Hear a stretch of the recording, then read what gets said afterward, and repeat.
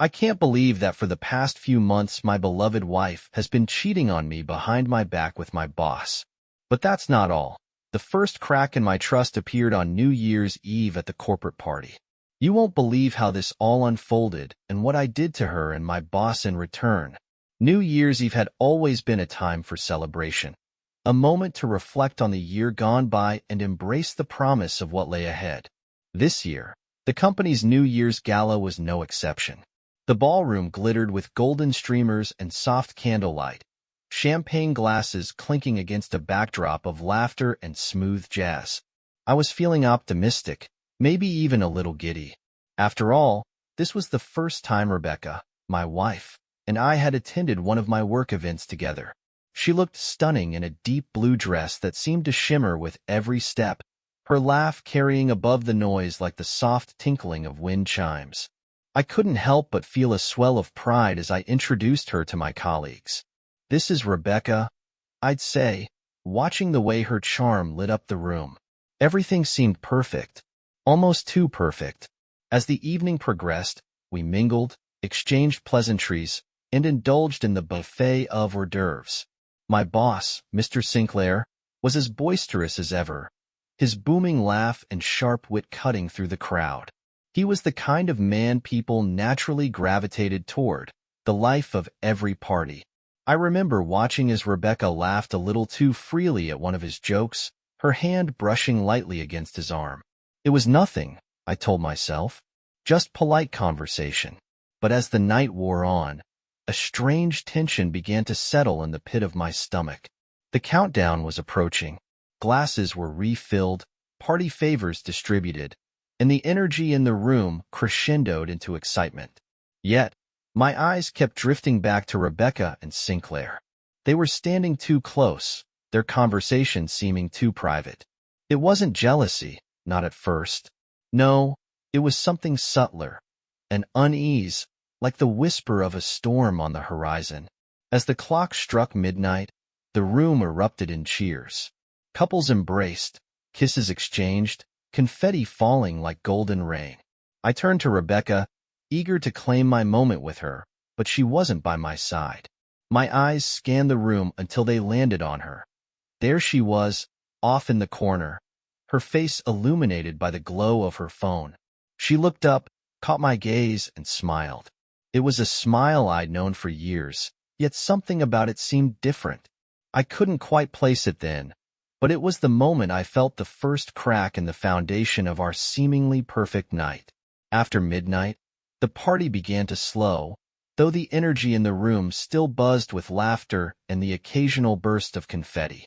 I stayed near the bar, nursing a glass of whiskey and watching Rebecca from afar. She was laughing again, her head tilted back as Sinclair said something that made her light up in a way I hadn't seen in a long time. The pit in my stomach grew heavier, but I told myself to stop overthinking. She was just being friendly, I reasoned. This was a corporate event, not some soap opera. Sinclair was my boss, for crying out loud. What could possibly happen? Still, as the night wore on, I found myself noticing things I hadn't before. The way Rebecca's hand lingered on his shoulder, the way Sinclair seemed to angle his body toward her, blocking her off from the rest of the group.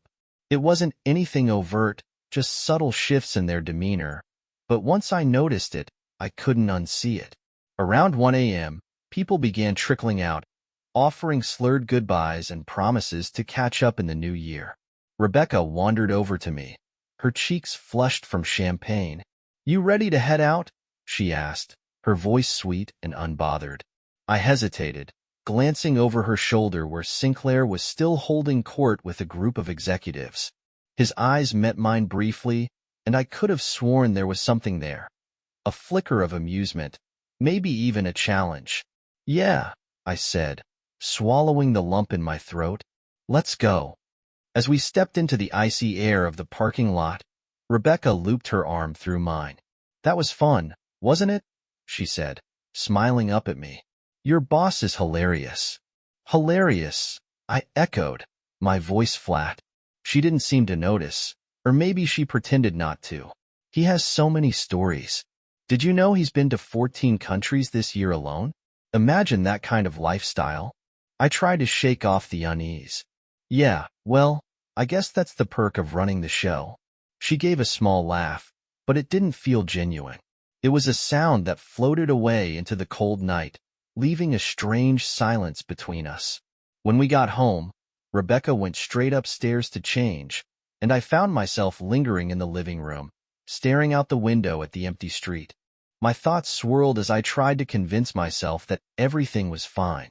Maybe I was just tired, or maybe I'd had one drink too many. But then her phone buzzed on the kitchen counter. Reflexively, I glanced at it. A text from Sinclair. Just 3 words, "You were amazing." I froze, my eyes locked on the screen. It felt like the room around me had gone silent, even though the faint hum of the heater and the ticking of the wall clock persisted. You were amazing. I told myself it could mean anything. Maybe Sinclair was referring to their conversation, or maybe Rebecca had said something witty I hadn't caught. But deep down, I knew there was more to it. My hand hovered over her phone, tempted to unlock it, but I stopped myself. Rebecca had always been protective of her privacy, and snooping would only make things worse. Instead, I picked up the phone, walked upstairs, and set it on her nightstand. She was in the bathroom, humming softly to herself as the sound of running water filled the space.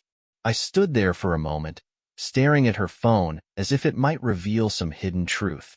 She stepped out a minute later, dressed in one of my old t-shirts, her face free of makeup. She looked like the same Rebecca I'd married, the same woman who had once made me laugh until my sides hurt, the same woman I trusted completely. "What's wrong?" she asked, her voice soft as she climbed into bed. "You look like you've seen a ghost." I forced a smile. "Nothing. Just tired." She patted the space beside her. "Come to bed, then. It's been a long night." I hesitated but eventually slid under the covers, the mattress shifting as I lay down beside her. She turned out the light, and for a while, the only sound was her even breathing as she drifted off. But I couldn't sleep. My mind was racing, replaying every interaction between her and Sinclair from the night. At some point, I couldn't take it anymore. I slipped out of bed, careful not to wake her, and went downstairs to the couch. I told myself I just needed some space to think, but the truth was, I didn't want to lie next to her, not when doubt was gnawing at me like this. The next morning, Rebecca woke up cheerful, acting as if everything was normal. She kissed me on the cheek and asked if I wanted pancakes for breakfast. I forced myself to smile and accept, pretending I wasn't unraveling inside. But the text lingered in my mind all day. I replayed it over and over, dissecting it for meaning. By the time I got to work, I was exhausted, and the sight of Sinclair strolling into the office only made it worse. He greeted me with his usual charismatic grin, clapping me on the shoulder like nothing was out of the ordinary. "How's the hangover?" he joked, his booming laugh echoing down the hallway. "Fine," I muttered, forcing a smile. But as I walked to my desk, I caught a whiff of his cologne, the same one Rebecca had mentioned in passing the night before. "He always smells so good," she'd said. And just like that, the doubt was back, stronger than ever. The week dragged on like molasses, each day a slow churn of second-guessing and overanalyzing. Every interaction with Rebecca felt like a test, every glance from Sinclair a veiled taunt. I couldn't shake the feeling that I was missing something, that there were layers to the text I hadn't uncovered. Rebecca, as always, seemed oblivious. She went about her day, laughing at sitcoms on TV, humming while she cooked, and occasionally teasing me about my preoccupied demeanor. "Are you sure you're okay?" she asked one evening as we sat at the dinner table. "Yeah," I said, avoiding her gaze. "Work's just been stressful." "Don't let Sinclair get to you," she said, her voice light. "He's a lot, but he seems to really like you." The word struck a nerve. "What makes you say that?" She shrugged, twirling her fork in her pasta. "He talked about you a lot at the party. He said you're one of his best employees." I raised an eyebrow. Sinclair didn't exactly hand out compliments, and Rebecca's words felt off, as though she were trying to steer the conversation in a specific direction. What else did he say? I pressed. Not much, she said casually, her eyes darting to her plate. We just talked about work stuff. Her tone was nonchalant, but something about the way she avoided my gaze set my instincts ablaze. I wanted to push further, to ask her outright about the text, but I stopped myself. If I was wrong, if this was all in my head, accusing her would only drive a wedge between us. Later that night, as she showered, I found myself standing by her phone again. It was right there on the coffee table, the screen dark and unassuming. My hands itched to grab it, to unlock it, and finally get some answers. No, I muttered under my breath, stepping back. Don't do it. But just as I turned to walk away, the phone buzzed. My heart leapt into my throat as I glanced at the screen. It was another message from Sinclair. Tomorrow, same place? A wave of heat rushed over me, followed by a cold, sinking dread. Same place? What same place? My mind conjured 1,000 scenarios, none of them innocent. I picked up the phone, my resolve crumbling, and swiped to read the full message. But the screen locked. Hey! Rebecca's voice called from the stairs, startling me. I quickly set the phone back down, my heart pounding as she walked into the living room, towel drying her hair. What are you doing? She asked, her eyes narrowing slightly. Nothing, I said, too quickly. Just checking to see if you got any messages. She gave me a strange look but didn't press the issue. You're acting weird. You know that? Long day, I said, forcing a smile. I think I'm just gonna turn in. As I walked upstairs, my mind was a whirlwind. The message had confirmed my worst fears, but it had also left me with more questions. What was happening tomorrow? And where? I needed to know, and I knew exactly how to find out. That night, I barely slept. The text from Sinclair echoed in my mind, and every scenario I imagined made my chest tighten. Rebecca lay next to me, her breathing steady and calm, while I stared at the ceiling, plotting my next move. I decided I had to follow her. If there was something going on, I needed to see it with my own eyes. The thought made my stomach churn, but I couldn't ignore the mounting evidence. That text wasn't just harmless banter. There was a plan behind it, and I intended to uncover it. The next morning, Rebecca was unusually chipper as she got ready. She hummed while brushing her hair, even commenting on how nice the weather was. I forced myself to act normal, nodding and making small talk, though my nerves were frayed. Are you heading out today? I asked casually, watching her from the kitchen as she slipped on her shoes.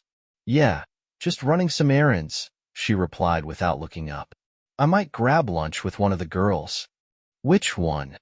I pressed, trying to sound indifferent. She hesitated, just for a split second. Sandra. You don't know her. That hesitation was all I needed. Something was off. Okay, I said, forcing a smile. Have fun. As soon as the door closed behind her, I sprang into action. I grabbed my coat and keys, peering out the window to watch her back out of the driveway.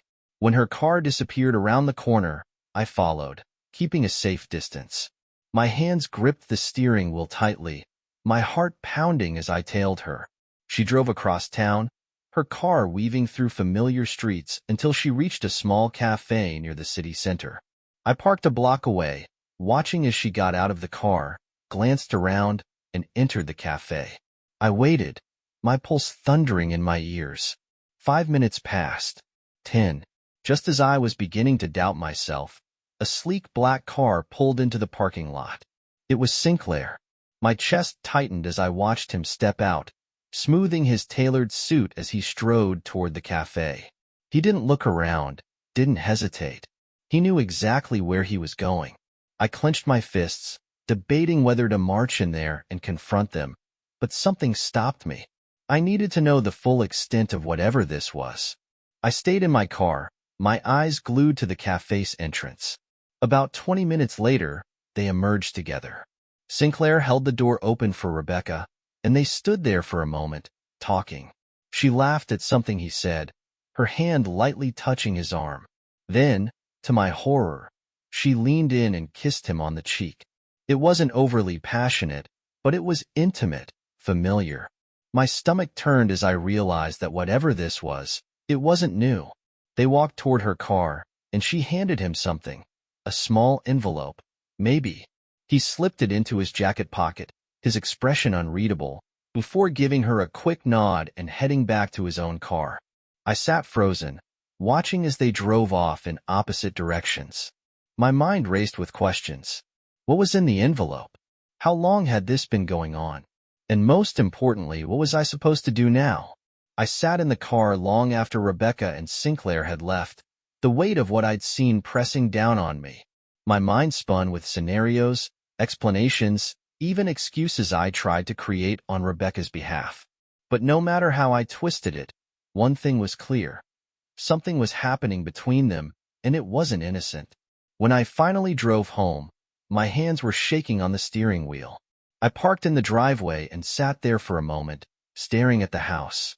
The place we built together suddenly felt foreign, like a stage set for a story I wasn't part of anymore. Inside, Rebecca was already back. She was in the kitchen, chopping vegetables, a soft smile on her face as she glanced at her phone. The image made my blood boil, but I kept my composure. "Hey," I said, forcing my voice to sound normal. She looked up and beamed. "Hey, you're home early. How was your day?" "Fine," I said shortly, walking to the fridge and grabbing a water bottle. "Yours?" "Oh, just errands," she replied casually. "I met up with Sandra for lunch. It was nice to catch up." Her lie hung in the air, thick and suffocating. I clenched the water bottle in my hand, the plastic crinkling under my grip. "Anything interesting happen?" I asked, my tone carefully neutral. She shook her head, completely unbothered. "Not really. Just a normal day." I nodded, my heart pounding. I wanted to confront her then and there, to demand an explanation for what I'd seen, but something stopped me.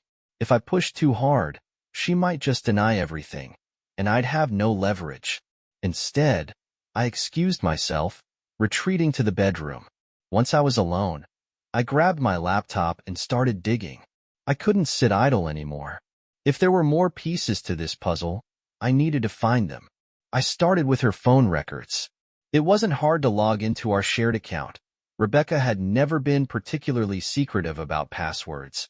As I scrolled through the call logs and text records, my stomach sank. Sinclair's number appeared more times than I could count, often late at night or during the hours I was at work. Next, I checked her email. It was a shot in the dark, but I found what I was looking for. A string of messages between her and Sinclair, hidden in a folder labeled Travel. The emails weren't outright romantic, but they were intimate in a way that made my chest tighten. Mentions of our spot and vague references to meetings outside the office. Then, I found an attachment, a scanned receipt for a hotel room. The date matched one of her supposed business trips last month. The room was under Sinclair's name. I closed the laptop, my hands trembling. This wasn't just a hunch anymore. It was real, concrete. I sat there for hours, the evidence spread out before me like shards of glass. By the time Rebecca came upstairs, I was no closer to knowing what I'd do next. She slipped into bed, curling up next to me like nothing was wrong. "Good night," she murmured, her voice soft. I stared at the ceiling, my jaw tight. Good night. The word felt hollow. Tomorrow, I would decide how to use what I had found. But tonight, I lay there, wide awake, trying to reconcile the person beside me with the betrayal she had so carefully hidden. Morning arrived too soon, and with it came a sense of clarity and dread. I'd spent the entire night replaying everything in my mind, every laugh, every kiss, every word I had trusted. The evidence sat like a weight on my laptop, undeniable and damning. Rebecca was already in the kitchen when I came downstairs, humming to herself as she made coffee. She looked up and smiled at me, the picture of innocence. "Good morning," she chirped. "I made your favorite, eggs and toast." I stared at her, my heart aching. How could she act so normal? How could she stand there, pretending everything was fine, when I knew the truth? "Thanks," I muttered, sitting at the table. I didn't touch the food. She poured herself a cup of coffee and joined me, oblivious to the storm brewing inside me. So, what's on your agenda today? I took a deep breath, steeling myself. We need to talk. The smile faded from her face. About what? I reached for my laptop, opening it and turning it toward her. On the screen was the hotel receipt with Sinclair's name. Her eyes flickered to it, then back to me, her expression unreadable. What's this? I asked, my voice steady but cold. Rebecca's face paled. She opened her mouth to speak but hesitated, clearly scrambling for an explanation. It's not what you think. Then what is it? I demanded, my voice rising. Because from where I'm sitting, it looks like you've been lying to me. She looked down, her hands trembling. It's complicated. Complicated? I laughed bitterly. Try me. I'd love to hear how this is anything but what it looks like. Rebecca sighed, her shoulders slumping. It's not serious. It's just look, Sinclair has been going through some stuff, and I was trying to be there for him. Be there for him? I repeated, my voice dripping with disbelief. So what? Kissing him was part of your support plan? Her head snapped up, her eyes wide. You were following me? I slammed the laptop shut, unable to contain my anger any longer. Don't turn this around on me. You've been sneaking around, lying to my face, and now you're going to act like I'm the one in the wrong? She tried to reach for my hand, but I pulled away. I never meant for it to get this far, she said, tears welling in her eyes. It was just, he made me feel important, like I mattered. Her words cut deeper than I expected. And I don't make you feel that way? It's not that, she whispered, looking away. It's just we've been distant. You're always working and I feel like I'm invisible. I stared at her, my anger giving way to a wave of hurt and betrayal. So your solution was to run to my boss? To lie to me? To betray me like this? I didn't plan for this to happen, she said, her voice breaking. It just did. Silence filled the room, heavy and suffocating. I stood, unable to sit there any longer. I need some air. Wait, she pleaded, standing as well. We can fix this. Please, don't leave like this.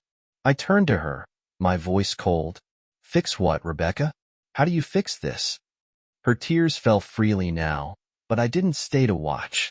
I grabbed my coat and walked out the door, the weight of her betrayal pressing down on me with every step. I drove aimlessly for hours, my thoughts tangled in a storm of anger, hurt, and disbelief. Every moment with Rebecca now felt tainted, every memory marred by the knowledge of what she'd done. I kept seeing her laughing with Sinclair, her hand brushing his arm, the kiss on his cheek. The words she'd said, "He made me feel important," echoed in my mind like a cruel taunt. Eventually, I found myself parked at a quiet overlook, the city stretching out below like a patchwork quilt of lights. I sat there, staring into the distance, trying to make sense of what had become of my life. I'd built everything around Rebecca, our marriage, our home, our future, and now it all felt like a house of cards, one that had collapsed in an instant. My phone buzzed, jolting me out of my thoughts. It was a text from Rebecca. "Please come home. We can talk." I almost didn't respond. Part of me wanted to leave her in that house with her lies and her excuses, to walk away and never look back. But another part of me, the part that still loved her, that still wanted to believe in us, needed answers, needed closure. When I got home, the lights were on, and Rebecca was waiting for me in the living room. She looked up as I entered, her face streaked with tears, her hands twisting nervously in her lap. The sight of her like that, a mess of guilt and desperation, stirred something in me, but I didn't let it soften me. "Talk," I said, my voice sharp. She flinched but nodded. "I know I messed up," she began, her voice trembling. "I don't even know how it started. I wasn't looking for anything, but Sinclair was just there. He noticed me. He listened." I leaned against the wall, my arms crossed, waiting. "I never wanted to hurt you," she said, her tears flowing freely now. I swear, it wasn't serious. It was a mistake. I let out a bitter laugh. A mistake? That's what you call sneaking around with my boss for months? Kissing him? Meeting him in hotel rooms? She opened her mouth to argue but stopped, her head hanging in shame. I don't know what to say. I'll tell you what to say, I snapped, stepping closer. You tell me why. You tell me how you could betray me like this after everything we've been through. Her sobs filled the room, but I didn't feel pity. I felt hollow. I didn't think, she whispered. I didn't think you'd care. Her words hit me like a punch to the gut. What the hell is that supposed to mean? I thought you'd moved on, she said, looking up at me with tear-filled eyes. You're always at work. You barely look at me anymore. I thought, maybe you didn't love me like you used to. My voice was calm, but it was the calm of a man at the edge of a cliff. And instead of talking to me, instead of trying to fix things, you ran to Sinclair? She nodded, her face crumpling. I don't know why. I don't have an excuse. I stared at her, the woman I'd loved for years, now a stranger before me. You don't have an excuse because there isn't one. Her sobs grew louder, but I didn't move to comfort her. I couldn't. I don't know if I can forgive this, I said, my voice cold. I don't know if I even want to try. Please, she begged, reaching for me. Don't leave me. I'll do anything. I stepped back, her words ringing hollow. You already left me, Rebecca. You left the moment you let him into our life. She broke down completely, collapsing onto the couch as I walked away. I didn't look back. The door closed behind me, the weight of everything crushing me with every step. The next morning, I called Sinclair. He answered on the first ring, his voice chipper. Good morning. What can I do for you? You can start by resigning, I said bluntly. There was a pause. Excuse me? You heard me, I said. I know about you and Rebecca. You can either resign quietly, or I'll take everything I have to HR and watch them tear you apart. His tone shifted, a cold edge creeping into his voice. You don't want to do this. It'll get messy. It's already messy, I snapped, but I'm not afraid of a mess. Are you? Another pause, then a sigh. Fine, I'll resign. But this is between us. It doesn't go any further. Good, I said, hanging up without another word. As for Rebecca, I didn't have an answer yet. The anger still burned too brightly, the hurt too fresh. I packed a bag and stayed with a friend for a few days, leaving her to sit in the silence of her betrayal. Whether we could rebuild or whether this was the end, I didn't know. But one thing was certain. I wasn't the man I was before this, and Rebecca wasn't the woman I thought I knew. For now, that was enough.